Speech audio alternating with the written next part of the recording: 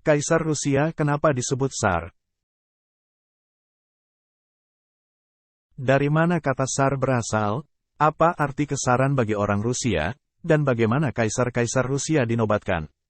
Kata Tsar berasal dari gelar Kaisar-Kaisar Romawi, Kaisar. Kata itu muncul dalam kosakata bahasa Slavonia Gerejawi kuno atau bahasa kesusastraan Slavia pertama pada abad 11. Pada waktu itu, orang Rusia menyebut Kaisar Bizantium Tsar. Kata itu juga digunakan untuk merujuk pada raja-raja kuno dalam Alkitab. Namun, orang Rusia tidak memanggil raja-raja asing dengan sebutan Tsar. Mereka tetap disebut raja, ratu, kaisar, syekh, maharaja, dan sebagainya. Para penguasa Rusia juga pernah mengadopsi gelar Kasiar pada 1721 seperti Kaisar Rusia yang pertama adalah Piotr yang Agung, tetapi mereka terus disebut sebagai Tsar.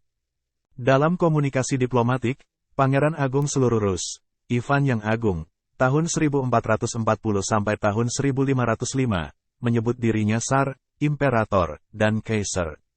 Anak Ivan, Vasili III, yang pada 1514 secara resmi diakui sebagai kaisar oleh Kaisar Romawi Suci Maximilian I, melanjutkan gelar ayahnya.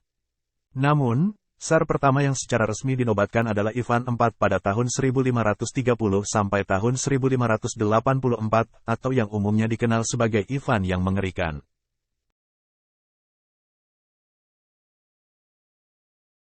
Meskipun kata Tsar berasal dari Caesar, gelar Tsar sendiri memiliki simbolisme ortodoks bukan Katolik. Selama upacara penobatan, mereka akan diurapi yaitu proses pengangkatan dengan upacara minyak suci untuk ketsaran, pastor akan melakukan pengurapan. Kepada sang kaisar, membuat tanda salib di dahi, mata, lubang hidung, mulut, telinga, dada, dan kedua sisi masing-masing tangan dengan minyak konsekrasi atau disucikan. Sejak saat itu, Tsar akan menjadi individu yang istimewa, separuh individu biasa, separuh pendeta. Dia akan menjadi satu-satunya individu biasa yang dapat melewati pintu kerajaan di gereja dan hadir di altar bersama para pendeta. Yang hanya akan terjadi selama prosesi pengurapan atau upacara perminyakannya. Hal itu menunjukkan bahwa menjadi seorang Tsar adalah sebuah perjuangan dan tanggung jawab besar, yang disamakan dengan imamat. Orang-orang Ortodoks Rusia percaya bahwa gereja yang suci dan negara yang sekuler melebur bersama dalam individu Tsar yang istimewa, yang Tuhan utus untuk dipersatukan dengan kerajaan dan rakyatnya.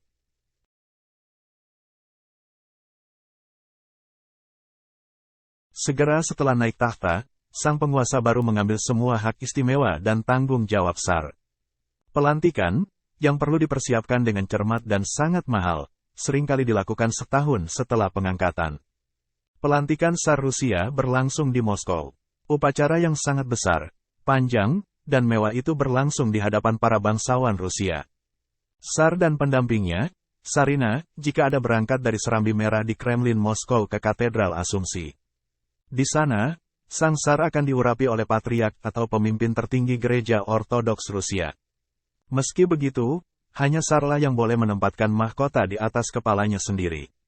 Karena persyaratan ritual yang ketat melarang Tsar membungkuk di hadapan siapapun, bahkan di hadapan patriark.